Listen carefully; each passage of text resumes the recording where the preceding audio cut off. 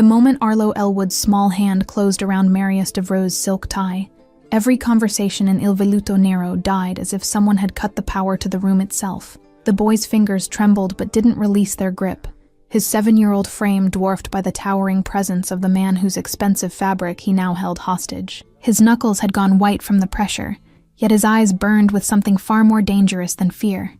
"One of your guys made my mom cry all night long," Arlo said, his voice cutting through the stunned silence with the kind of clarity that only desperation can produce. Marius had been mid-sentence when the interruption occurred, discussing shipment routes with 3 associates, whose expressions now oscillated between shock and the urge to intervene.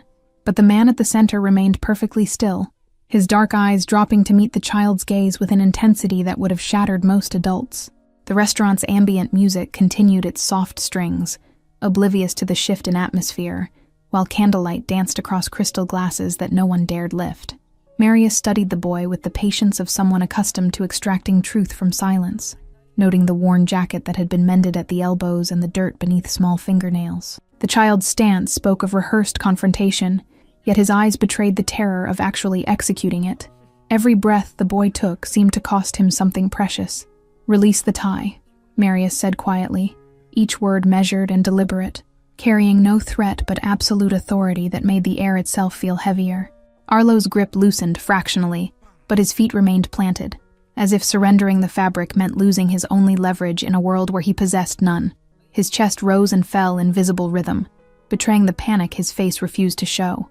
The 3 associates shifted in their seats, hands moving toward concealed weapons with practiced subtlety, but a single raised finger from Marius stopped them cold.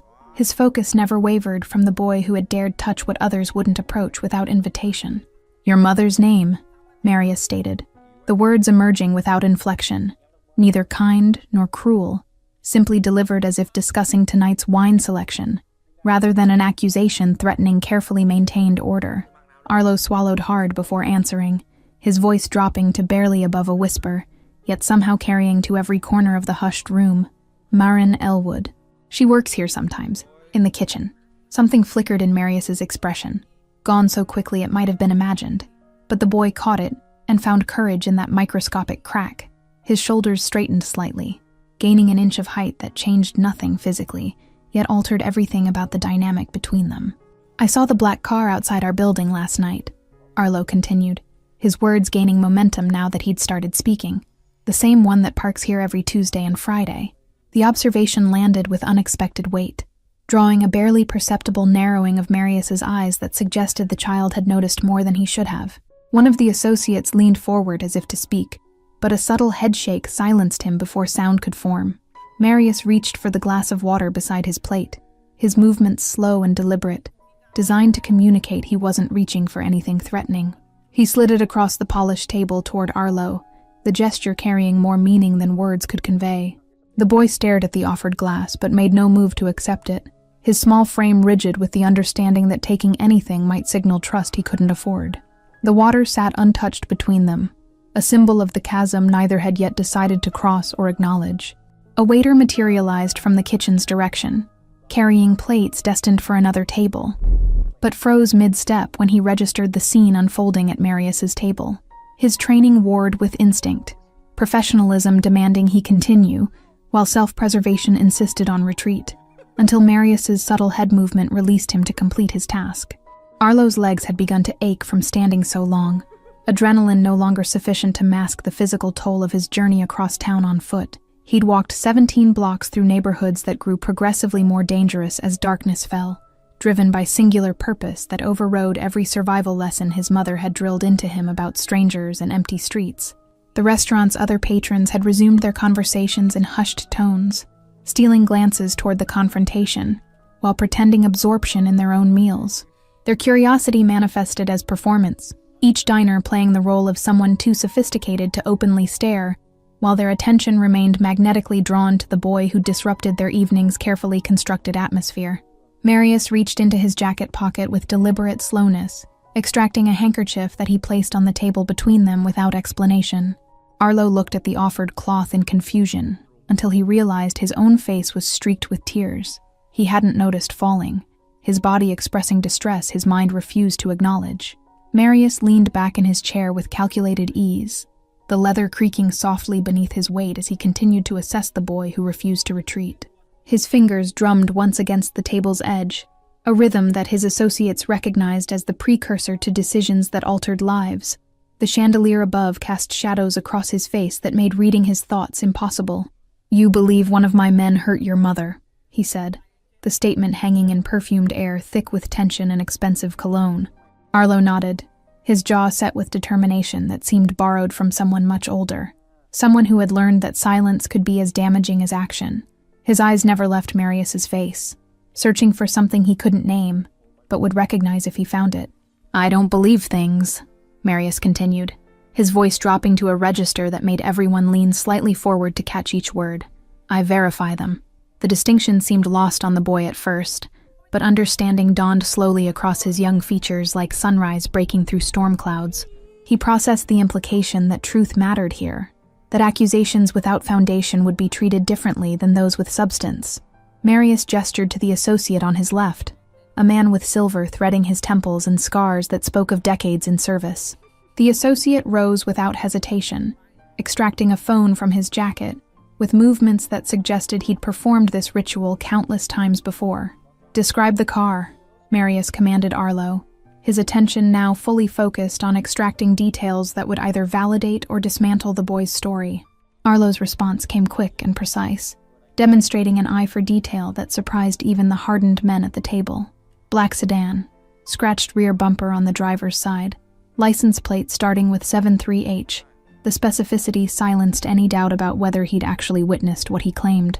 The associate with the phone stepped away toward the restaurant's entrance, already making calls that would set invisible wheels in motion throughout Bend.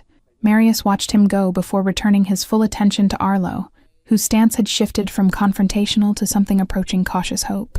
"Sit," Marius said, indicating the empty chair beside him with a slight nod that carried the weight of instruction rather than invitation. Arlo hesitated, his survival instincts warring with the exhaustion that suddenly seemed to crash over him like a wave he'd been holding back through sheer will. He moved to the chair slowly, perching on its edge, as if ready to bolt at the first sign of danger.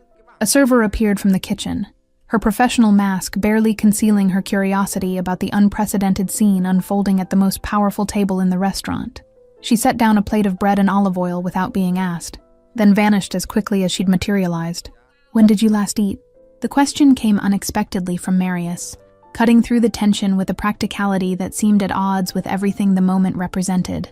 His cheeks flushed with embarrassment, but hunger won out over pride as his hand reached tentatively toward the bread, fingers stopping inches from the plate as if expecting someone to slap them away. When no reprimand came, he took a piece and tore it smaller, chewing slowly to make it last longer, while his eyes darted between the food and Marius's face. The olive oil pooled in its small dish, golden and fragrant with herbs Arlo couldn't name, representing a luxury so far removed from his daily experience it might as well have been liquid gold.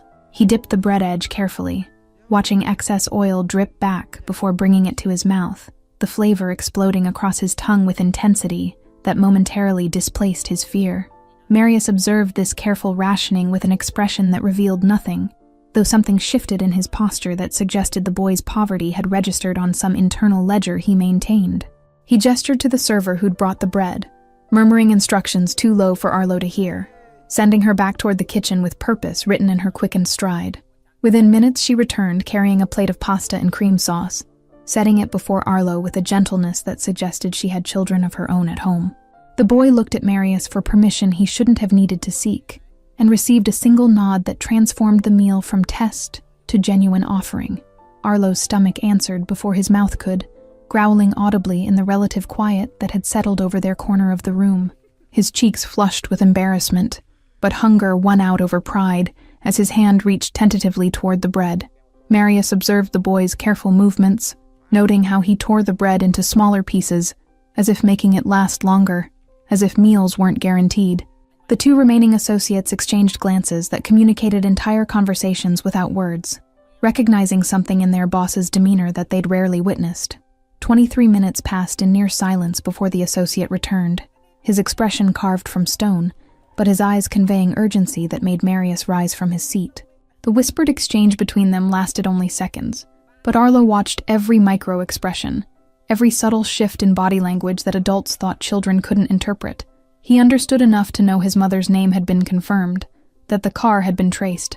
"Come," Marius said to Arlo, the single word carrying finality that allowed no room for negotiation or questions about destination.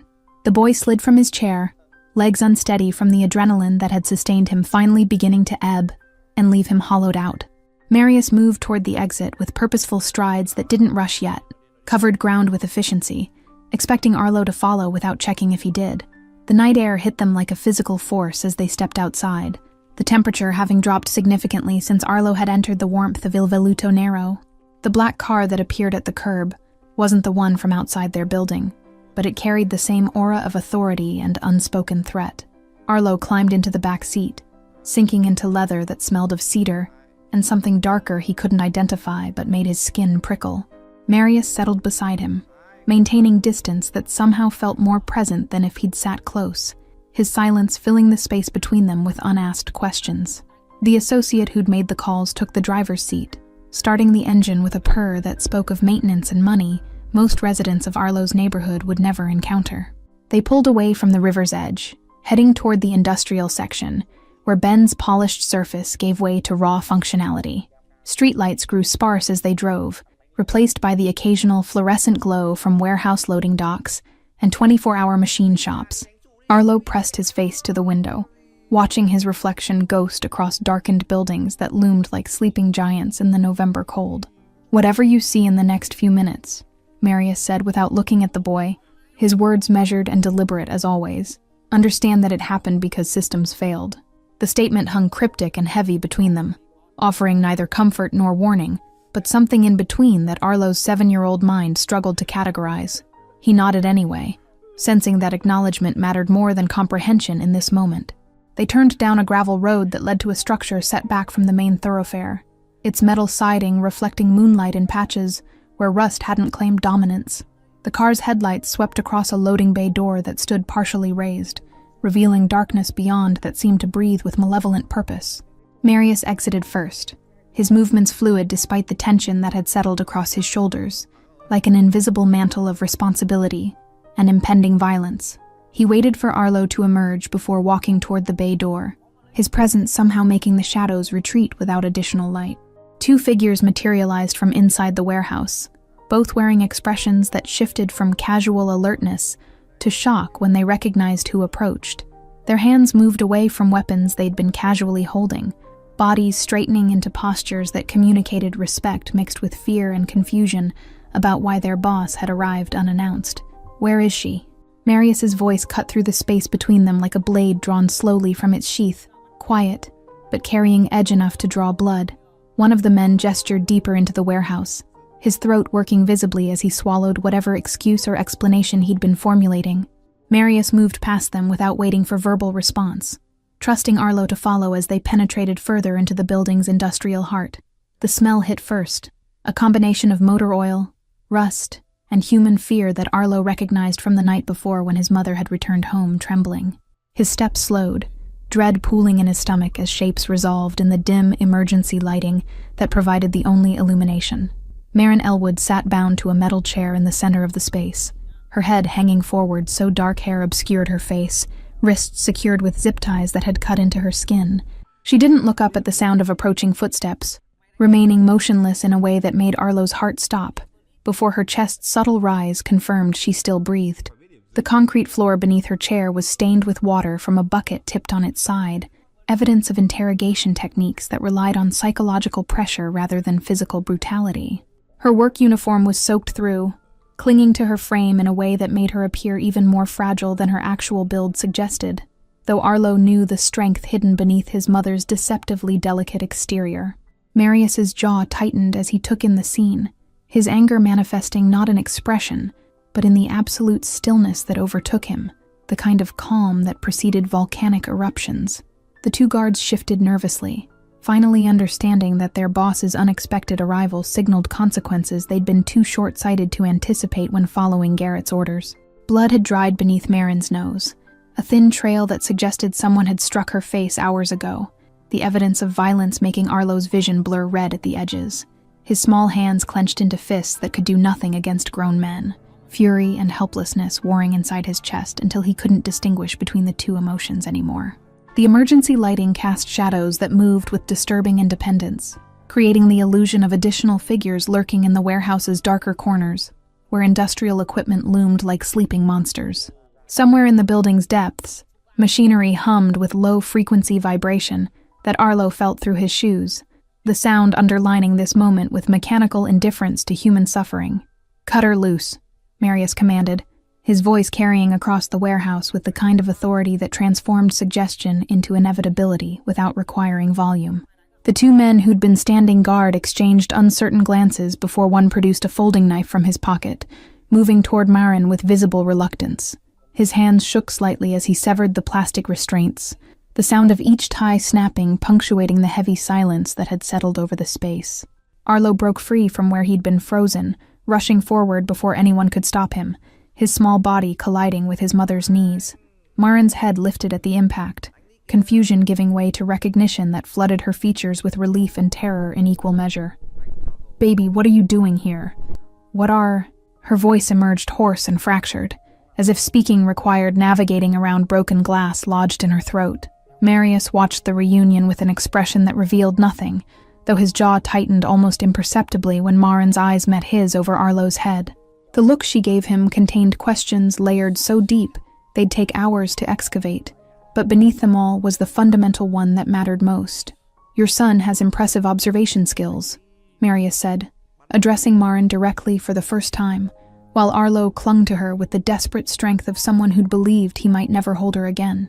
Marin's gaze shifted to the two men who'd been keeping her captive, her expression hardening into something that suggested she'd remember their faces for whatever remained of her life. They couldn't meet her eyes, both finding sudden interest in the oil-stained concrete beneath their feet. Who authorized this? Marius turned to face them fully now, his posture shifting subtly into something more dangerous than his previous calm had suggested possible. The taller of the two men cleared his throat, words coming out strangled and desperate. Garrett said she'd seen something during a delivery last month, that she posed a risk to operations. The name landed like a stone thrown through glass, shattering whatever thin pretense of legitimacy might have existed for Marin's imprisonment. Marius's expression transformed from neutral assessment to cold calculation that made the temperature in the warehouse seem to drop several degrees. His movements carried the efficiency of someone executing a protocol they'd rehearsed, but hoped never to implement. Each gesture economical and precise as he relayed coordinates and instructions to whoever answered his call. The conversation lasted less than 30 seconds, but its brevity only emphasized the weight of what had been set in motion with those few exchanged words. The taller guard began backing toward the warehouse's rear exit, his survival instinct finally overriding whatever loyalty or fear had kept him in place until now. He made it 3 steps before Marius's voice stopped him without rising in volume, the command carrying authority that transformed his legs to concrete mid-stride. "Nobody leaves until this is resolved," Marius stated, the sentence structured as observation rather than threat, as if departure had already been rendered impossible by forces beyond anyone's control. Marin lifted her head finally, the movement requiring visible effort as neck muscles stiff from hours of forced stillness protested the change in position. Her eyes found Marius first, then tracked to where Arlo stood frozen between rushing to her and maintaining the distance adult tension demanded, her expression cycling through confusion and recognition and something approaching understanding about who had orchestrated her release. "Garrett doesn't make those decisions," he said quietly, each word precisely articulated in a way that made them more threatening than any shouted accusation could have been. The associate who'd driven them stepped forward from where he'd been standing near the entrance, phone already in hand and pressing buttons that would summon others. His movements carried the efficiency of someone executing a protocol they'd rehearsed, but hoped never to implement. Marius crouched down to Arlo's eye level, waiting until the boy reluctantly released his mother enough to look at him. "You were right to come find me," he said, the acknowledgement carrying weight that transformed it from simple statement into something approaching respect. "Can we go home now?" Arlo asked, his voice small again now that the adrenaline had fully drained away, leaving behind only exhaustion and the trembling aftermath of fear. Marius stood, considering the question, with the same seriousness he'd given everything else tonight, as if the boy's request deserved genuine deliberation rather than automatic dismissal. He glanced at Marin, whose arms had wrapped protectively around her son, despite the obvious pain movement caused her. Not yet, he answered, pulling his phone from an inner jacket pocket and pressing a single contact. There are arrangements that need to be made first. The call connected immediately, and Marius spoke in low tones that didn't carry beyond a few feet, his free hand gesturing in subtle movements that communicated instructions without requiring elaboration. When he ended the conversation, he turned back to find Maren watching him with an intensity that suggested she was reassessing everything she thought she knew. The safe house Marius arranged sat on Ben's western edge, where residential neighborhoods gave way to properties measured in acres rather than lots. Morning light filtered through curtains that hadn't been drawn in months, illuminating dust particles that danced in the disturbed air like microscopic witnesses to their arrival. Maren moved through the space with cautious steps, one hand trailing along furniture that bore no personal marks of ownership, the generic quality of temporary shelter. Arlo had fallen asleep in the car during the drive, his small body finally surrendering to exhaustion that had been building for over 24 hours. "A doctor will arrive within the hour," Marius informed her, his presence filling the doorway between kitchen and living area without actually entering either space. She turned to face him, arms crossed in a posture that might have been defensive if not for the way her fingers pressed against bruises forming along her ribs. "Why are you doing this?" The question emerged without accusation, genuine curiosity coloring words that under different circumstances might have sounded like challenge. "Your son risked everything to find me," Marius replied, his gaze drifting toward where Arlo lay curled on the couch. "Children don't make those decisions lightly." The observation hung between them, heavy with implications neither seemed ready to fully examine, though both recognized truth in the assessment. Maren's expression softened fractionally, exhaustion making it harder to maintain the walls she'd instinctively erected against this man whose world had collided so violently with hers. "I didn't see anything," she said quietly, needing him to know this fundamental fact, even if it changed nothing about what had already transpired. "I was just working." Marius nodded slowly, as if this confirmation aligned with conclusions he'd already reached through channels she couldn't access. "Garrett operates on fear rather than intelligence," he explained, his tone suggesting this represented a failure of character, rather than simple strategic error. "What happens to him?" Maren found herself asking despite uncertainty about whether she truly wanted to know the answer.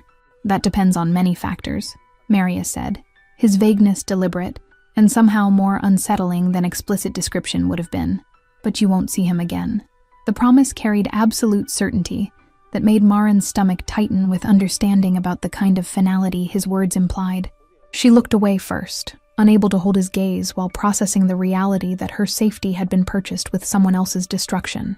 "The restaurant," she began, then stopped, unsure how to articulate the question about whether she still had employment, or if that life had ended the moment Garrett decided she represented a threat. "Will hold your position," Marius finished for her, demonstrating the kind of awareness that suggested he'd already considered practical concerns she was only beginning to catalog, with appropriate compensation for missed shifts. Maren laughed once, a sound without humor that acknowledged the absurdity of discussing payroll after being held captive in a warehouse. The laugh died quickly, replaced by silence that felt less hostile than the one that had preceded it. "I don't understand any of this," she admitted, exhaustion stripping away her ability to maintain pretense or careful social navigation around dangerous truths. Marius moved further into the room finally, maintaining distance but closing the gap enough that conversation no longer required raised voices. "Your son walked into a room full of armed men and grabbed my tie," he said, something resembling admiration threading through his measured tone. "He's 7, Maren countered, as if age explained or excused the recklessness that had somehow resulted in her freedom, rather than compounding tragedy. "Exactly," Marius replied, the single word carrying meaning that suggested Arlo's youth, made his courage more remarkable rather than less. That innocence weaponized by desperation possessed power that calculated violence couldn't match. 5 days passed before Maren felt steady enough to venture beyond the safe house's carefully maintained perimeter. 5 days of healing skin and processing trauma that kept reshaping itself every time she closed her eyes. The doctor had come and gone 3 times, asking no questions beyond those relevant to her physical recovery, his discretion purchased long before he'd arrived. Arlo had returned to school on the 3rd day, driven by one of Marius's associates who looked distinctly uncomfortable, navigating elementary school pickup protocols. The boy had adjusted with the resilience children possess when adults provide no alternative, asking questions Maren couldn't fully answer about when normal would resume.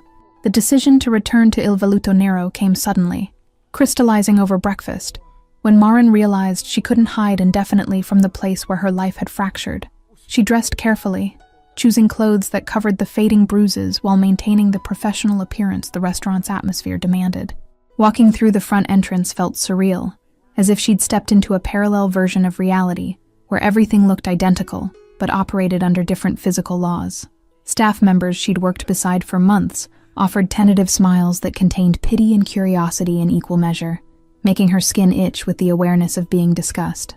The kitchen manager appeared within minutes, his relief visible as he ushered her toward his cramped office and closed the door against interested ears. "We weren't sure you'd come back," he admitted, running a hand through thinning hair in a gesture that spoke of stress she'd inadvertently caused.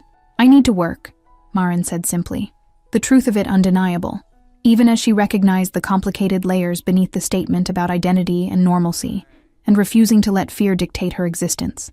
He nodded, understanding more than she'd actually spoken, then explained her schedule had been adjusted to day shifts exclusively, no evenings or late nights. The change came without explanation, but its source was obvious: protection implemented without requiring her request or consent. She worked through lunch service with mechanical efficiency, muscle memory carrying her through tasks, while her mind wandered paths she couldn't quite follow to conclusions. The rhythm of kitchen work provided unexpected comfort, its demands leaving no room for spiraling thoughts about warehouse shadows and zip ties. When the lunch rush ended and the kitchen staff took their break, Maren found herself unable to sit still, restless energy driving her toward movement. She pushed through the door separating kitchen from dining area, intending only to walk the perimeter and breathe air less saturated with cooking oil. Marius sat at his usual table despite the early hour, paperwork spread before him in organized chaos that suggested business conducted away from traditional offices. He looked up when she entered, some quality of awareness making him track her movement before her presence could logically register. She approached without planning to, each step a decision made and implemented before conscious thought could interfere, until she stood beside his table with heart hammering against ribs that still protested deep breaths. From her pocket, she withdrew a small object, placing it on the polished wood between them with careful precision. The button sat there, dark and ordinary, torn from the shirt he'd worn that first night when Arlo had grabbed his tie. Maren had found it on the warehouse floor, where it must have fallen during some moment she couldn't reconstruct, had carried it for days while deciding what its discovery meant. "I thought you might want this back," she said quietly, her voice steadier than she'd expected given the way her hands trembled slightly at her sides.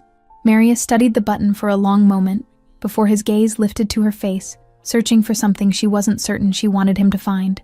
"Keep it," he said finally, pushing it back toward her with one finger. "Why would I want your button?" The question emerged sharper than intended, frustration and confusion bleeding through her carefully maintained composure. "Because now we both have something that doesn't belong to us," he replied, the cryptic response typical of how he seemed to communicate, in layers that required excavation to fully comprehend. Maren picked up the button again, rolling it between her fingers and feeling its weight that seemed disproportionate to its actual mass. "Are we even?" she asked, needing to understand the balance sheet of debt and obligation that his actions had created between them. "Nobody gets even after what happened," Marius said, his tone matter-of-fact rather than apologetic, stating reality without attempting to soften its edges. "But we can move forward." 3 weeks dissolved into the rhythm of reconstructed normalcy, with Maren working her adjusted schedule and Arlo attending school under watchful eyes that never revealed themselves, but made their presence known through absence of threat. The safe house had been abandoned after the first week, Maren returning to her own apartment to find the lock changed and a new deadbolt installed that felt heavier than the old one. The laundrette appeared on a Tuesday morning in the industrial quarter where businesses struggled to survive between quarterly tax assessments and rising rent. Its sign hung slightly crooked above a door painted deep blue, the color choice deliberate in its refusal to blend with the grays and browns dominating the neighborhood. Maren discovered it while taking an unfamiliar route home from the market, her arms full of groceries that threatened to tear through recycled paper bags. She stopped walking when the sign registered, her breath catching on recognition she couldn't immediately explain until details aligned into understanding. The property had been vacant for 8 months, its previous owner fleeing debt collectors who'd eventually seized equipment that wasn't worth the effort of resale.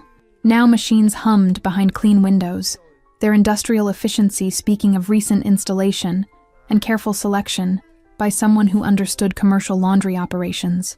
A small card taped to the door listed operating hours and prices that undercut every competitor within 10 miles, making survival possible where profit would take longer to materialize.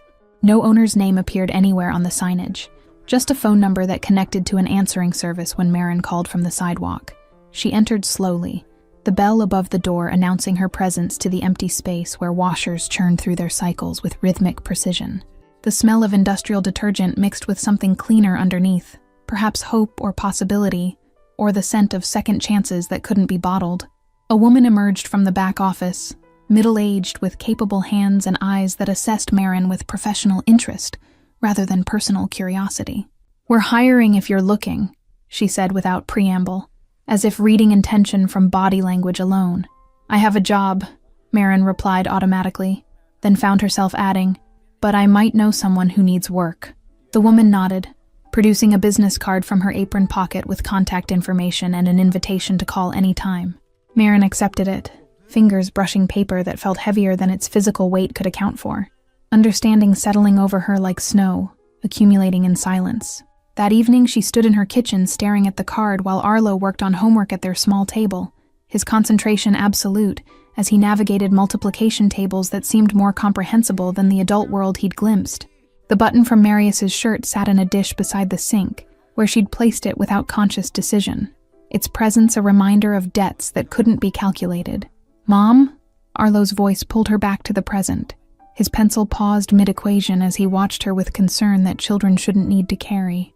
"Just thinking, baby," she assured him, forcing a smile that felt more genuine than she'd expected, some knot inside her loosening fractionally. The next morning she detoured past the laundrette again, this time noting details she'd missed during the initial shock of discovery. The security cameras mounted at corners, discreet but comprehensive in their coverage. The reinforced door frame that spoke of protection without broadcasting vulnerability. The way the location sat positioned between her apartment and Arlo's school, geography transformed into strategy. She called the number that afternoon during her break, speaking with the manager who'd been expecting her contact, as if their meeting had been predetermined. A position was available, hours flexible around her restaurant schedule. Pay that matched what she currently earned for half the physical demand. Marin accepted without negotiating, understanding that some gifts arrived wrapped in employment contracts, that dignity could be preserved through the fiction of earned wages. She would work both jobs because pride demanded it, because she needed to prove to herself that survival didn't require constant rescue. The restaurant kitchen felt different when she returned to finish her shift, as if the space had shifted slightly while she'd been away making phone calls that rearranged her future. Her coworkers noticed the change in her posture, the way she moved through tasks with energy that had been absent since her return. When Marius appeared for an early dinner that evening, their eyes met across the dining room for a brief moment before she retreated to the kitchen. No words were exchanged. No acknowledgement beyond that single glance that communicated understanding too complex for language to contain. The threat materialized on a Thursday afternoon, when Arlo's school called to report he'd never arrived for dismissal, despite being present during morning attendance. Marin's hands went numb, gripping the phone, her vision tunneling as the receptionist's concerned voice outlined the timeline of his disappearance and the security footage being reviewed. She was halfway to her car when her phone buzzed with a text from an unknown number, containing only an address in the industrial district, and a timestamp, 30 minutes in the future. Her fingers shook so badly she could barely type a response before realizing none was expected or wanted. The drive passed in dissociated fragments, traffic lights and turn signals registering only as obstacles between her current location and wherever Arlo had been taken. Her mind supplied 1,000 scenarios, each more horrific than the last, until she forced herself to breathe and focus on navigation alone. The address led to a shipping facility that looked abandoned, its loading docks empty, and parking lot cracked from seasons of neglect and insufficient maintenance. Marin's car felt exposed, pulling into the open space, every instinct screaming that visibility meant vulnerability she couldn't afford. Marius's vehicle sat near the building's main entrance, its presence simultaneously terrifying and reassuring in ways that tangled her thoughts into knots. She parked beside it and emerged into cold air that bit through her jacket, November asserting dominance as winter approached. The door opened before she reached it, Marius appearing in the frame with an expression that stopped her forward momentum. "He's safe," he said immediately, recognizing panic when he saw it, and addressing the primary concern before others could spiral. Relief made her knees weak, but she steadied herself against the doorframe and demanded, "Where is he?" "Inside with my driver," Marius answered, stepping back to allow her entry into a space that smelled of dust and motor oil and recent violence she couldn't yet see evidence of.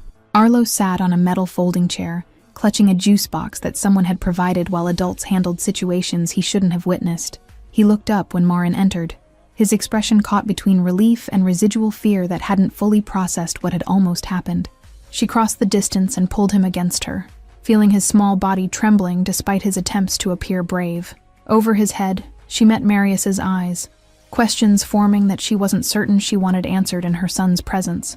"Someone from Garrett's crew decided to send a message," Marius explained, his tone flat and factual, reporting rather than editorializing about the attempted kidnapping that had been intercepted. "They won't send another." The certainty in his voice carried implications that Marin forced herself not to examine too closely, choosing ignorance about methodology while accepting the security his intervention provided. Her fingers stroked through Arlo's hair, grounding herself in his physical presence and the reality of his safety. "How did you know?" she asked, needing to understand the surveillance network that had protected her son when she couldn't.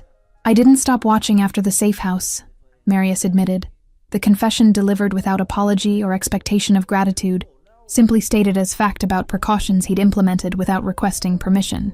Marin processed this revelation slowly, understanding that privacy had been sacrificed on the altar of protection, that her life had been monitored by invisible guardians since that night in the warehouse. The violation should have angered her, but exhaustion and relief left no room for outrage she couldn't sustain. "Thank you," she said finally, the words inadequate but necessary. Acknowledgement of debt that kept accumulating faster than she could calculate repayment terms. Marius nodded once, then gestured toward the door where his driver waited. "I'll have someone follow you home," he stated, the sentence structured as information rather than suggestion that could be declined.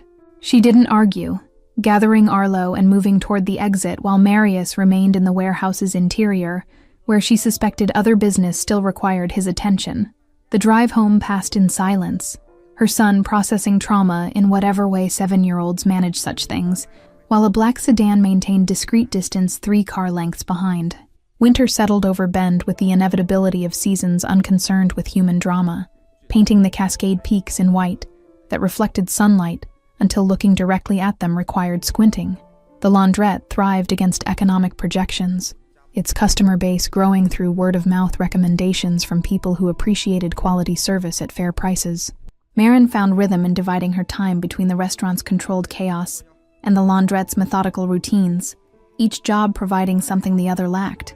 Arlo had stopped asking when the car would stop following them to school, accepting its presence as part of their new reality, the way children adapt to divorce or relocation. She saw Marius occasionally at Il Veluto Nero, their interactions limited to professional courtesy and careful distance that protected them both from complications neither seemed ready to navigate. He never asked about the laundrette's performance, and she never acknowledged his obvious involvement, maintaining fiction through mutual silence. The button remained in her kitchen, relocated to a small wooden box where she kept important documents and the few pieces of jewelry inherited from her grandmother. She'd catch herself looking at it sometimes while washing dishes, wondering what it meant that she'd kept something so ordinary, yet weighted with everything that had transpired. 3 months after the attempted kidnapping, Marin arrived at the restaurant to find an envelope with her name written in unfamiliar handwriting. Inside was a receipt for a security system installation at her apartment building, comprehensive coverage that included her unit and common areas, paid in full for 5 years with maintenance included. No note accompanied the receipt, no explanation required for who had arranged the upgrade or why they'd chosen this particular way to ensure her continued safety. She folded the paper carefully and placed it in her purse, adding it to the collection of gestures that spoke louder than any conversation they might have. Arlo's nightmares decreased in frequency as winter progressed toward spring, his sleep becoming less fractured by memories of being pulled from the playground by men whose faces he'd been too terrified to remember clearly. He'd started drawing again, his pictures featuring superheroes and dragons rather than the darker images that had filled his sketchbook immediately after the incident. The restaurant hosted a private event one evening in late February, a gathering that required all hands on deck as staff accommodated guests whose collective wealth exceeded the GDP of small nations. Marin worked the kitchen expediting orders while trying not to think about the armed security she'd noticed stationed at every exit.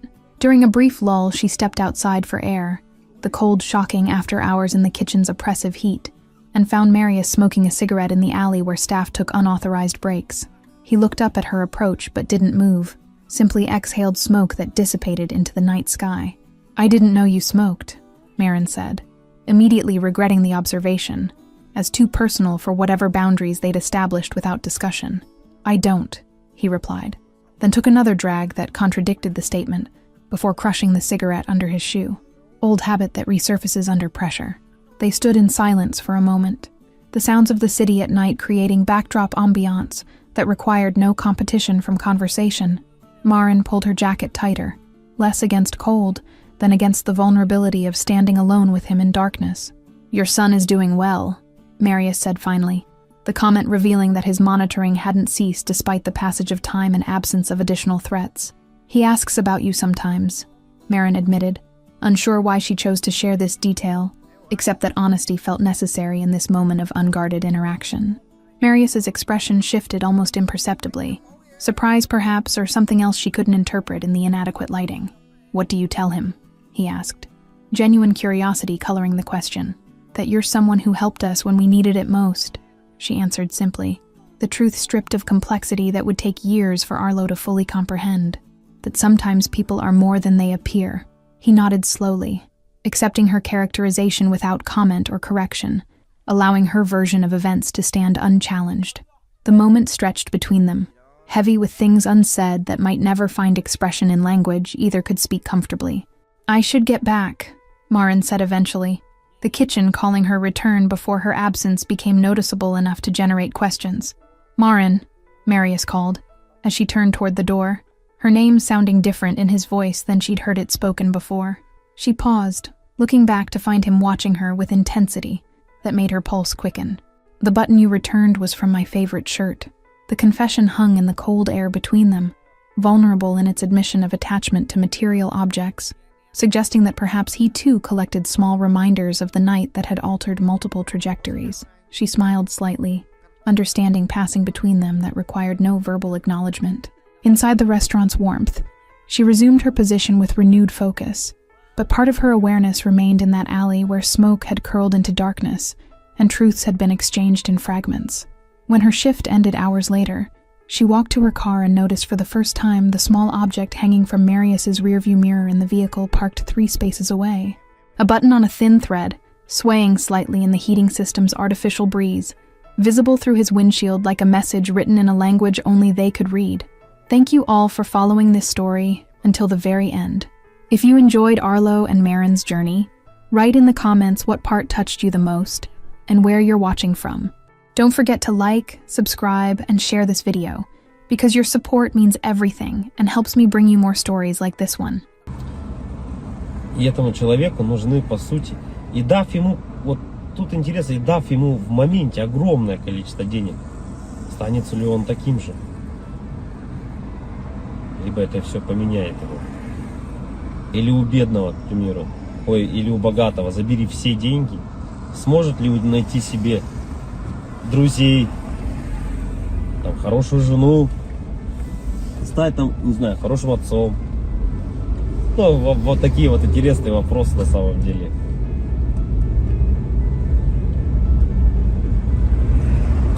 И, наверное, вот для бедных людей тоже, как бедных, я имею в виду финансово, которые, ну, зависимые финансово сильно. Богатые — это независимые финансово. Да, им пофигу вообще, там, что сколько стоит, не считают ни копейки. И вот бедный человек, что может держать его в морально нормальном состоянии?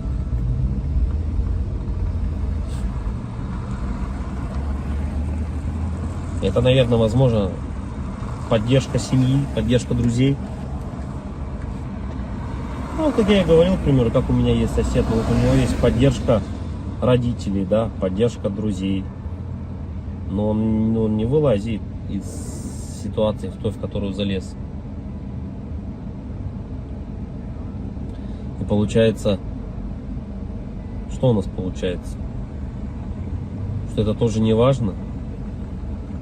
Что даже имея поддержку своих родственников, друзей, ты не вылезешь из дизморали, из такого образа жизни? Получается, нет. Так что же тогда? Алло. Алло, Андрей, Алло. ты еще не заезжал? Вот я еду, сейчас заеду скоро. Не едь туда, все, оплата пришла. Все, хорошо, давай. Вот, как я и говорю, можно...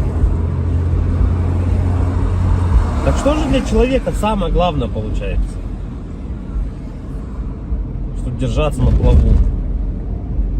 Многих же не останавливают, дети не останавливают, да, которые имеются. Да, любовь к детям тоже их не останавливает. Да, как-то...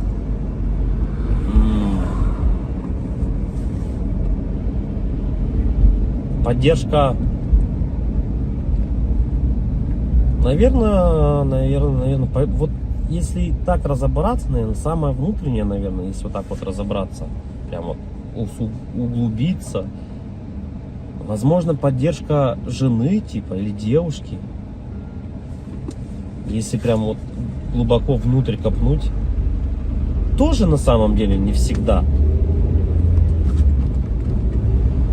Но если у тебя есть девушка и жена, ты на ежедневной основе с ней общаешься, с ней видишься. Ты единственный человек, по сути, да, который, наверное, важен в твоей жизни, который может дать дельный типа совет.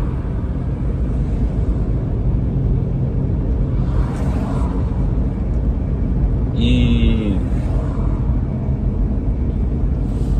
почему же тогда люди, наверное, расходятся, разъезжаются, перестают быть вместе, раз это так важно?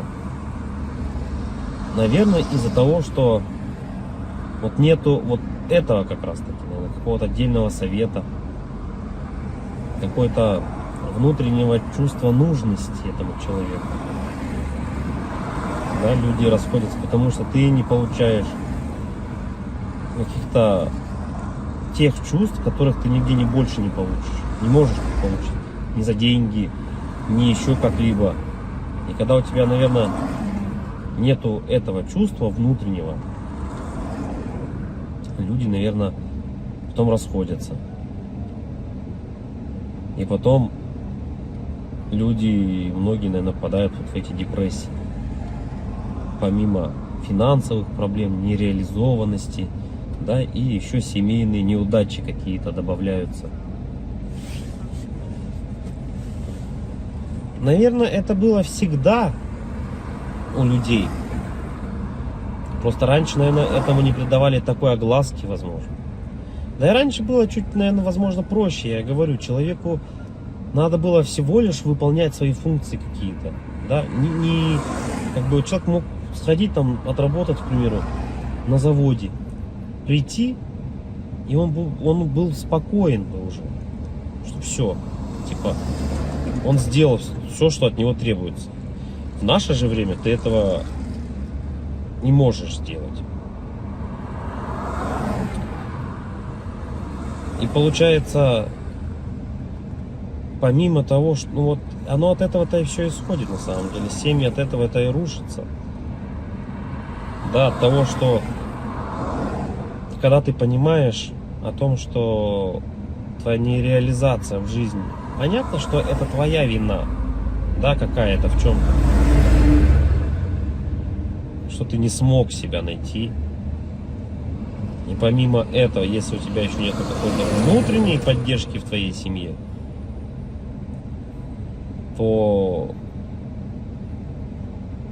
как бы это все и приводит к тому, что люди расходятся. И оба, наверное, остаются в какой-то такой дизморали оба. Да, в какой-то, наверное, все равно внутренней депрессии.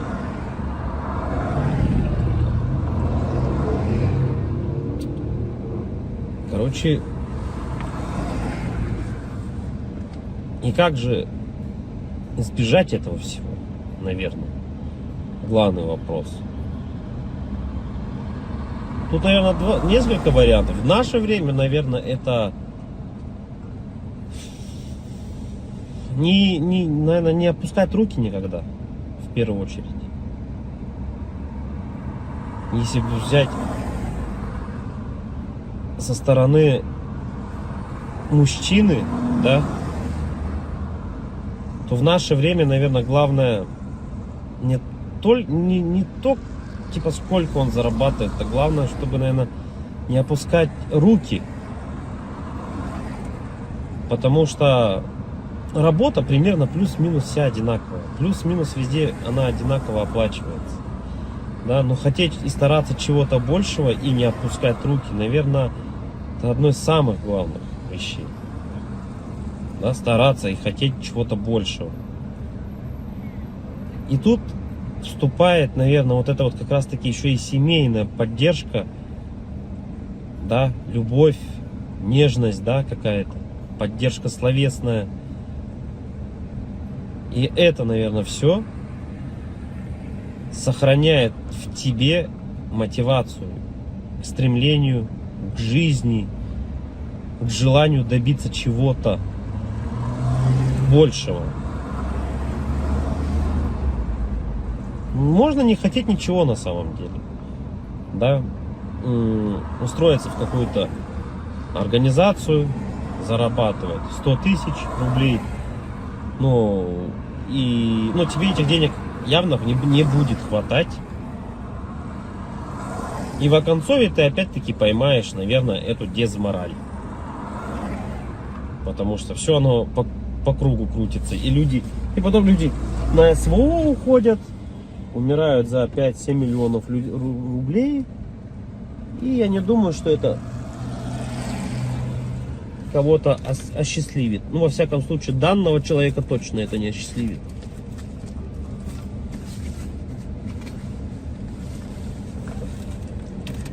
Говоря именно о поддержке, что значит поддержка? Как она выглядит, поддержка эта семейная?